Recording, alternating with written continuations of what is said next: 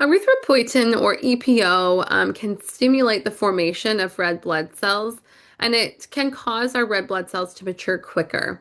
It is released by the kidney primarily, although some components of the liver can release it as well. And its stimulus is hypoxia, because when there's not enough oxygen, oxygen-sensitive kidney receptors or kidney enzymes are not able to break down hypoxia-inducible factor, or HIF.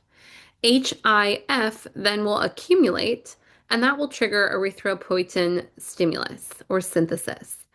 Blood has a small concentration of EPO kind of constantly or always under, at the baseline, and that maintains a basal rate, but it still needs potentially more if we don't have enough. So what does erythropoietin do if we had to define it? It stimulates the formation of red blood cells, our kidneys release it, and if we have too many red blood cells or if we have too much oxygen in the blood, that will inhibit it. One question we get a lot is why are there different RBC or red blood cell ranges, normal ranges, depending on gender? And part of that has to do with hormones, right? Testosterone, one of our androgen hormones, seen at higher concentrations normally in an AMAB individual, will increase EPO production. Therefore, there will be more just at baseline red blood cells produced, and more produced faster based off of the level of testosterone in the circulation. So if we have someone who is utilizing testosterone exogenously, we can see their red blood cells increase. And so depending on the usage of testosterone endogenous or exogenously, we would want to make sure that their red blood cells are still within the range that's appropriate for that patient. But that might mean looking at a different gender assigned at birth reference range than the gender that the patient was assigned at birth. So we might be looking at a different gender reference range. There can be exogenous EPO use. Some athletes use or abuse artificial EPO, and this increases hematocrit, which is blood cell production, which in theory could increase stamina and performance. But the complication of that is it can increase hematocrit, even as much as 65% more if the person is dehydrated.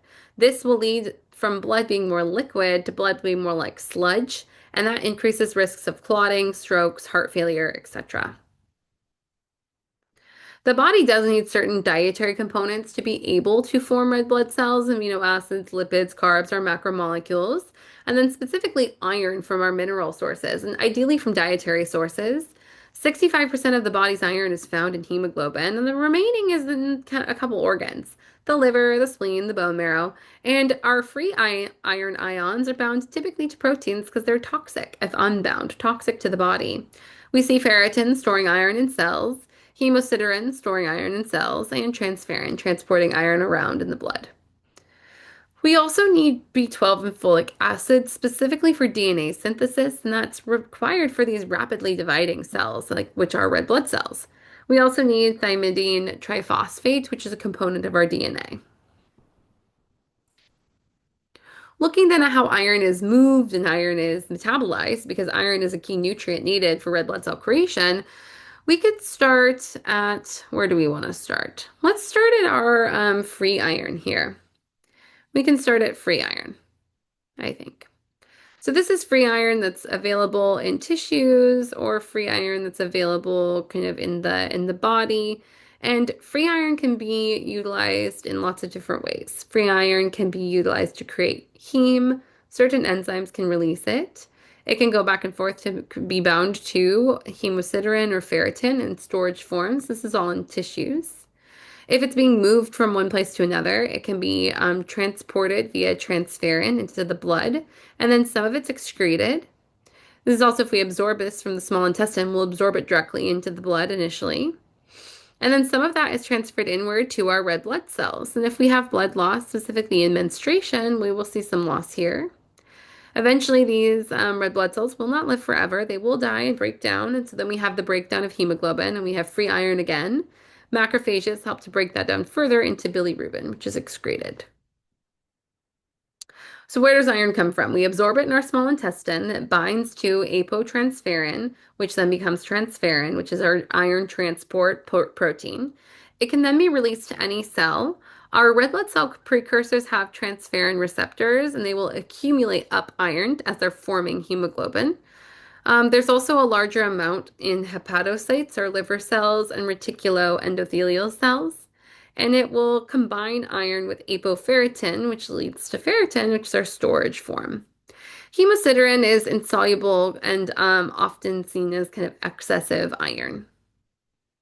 So if we have low iron in our plasma, iron will then be released from cells or tissues, released from ferritin and bound to transferrin for transport wherever it needs to go.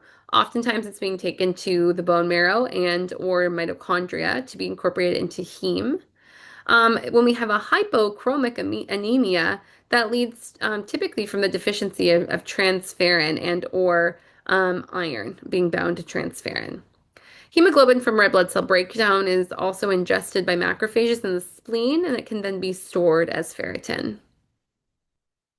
We do have a daily loss of iron through the gut and through menses. Therefore, that's why we have different values of loss in AFAB versus AMAB individuals. The AFAB loss would look like our AMAB loss after the cessation or prior to the onset of menses or menstruation. When we come back, we'll look at the journey or the life cycle of our erythrocytes.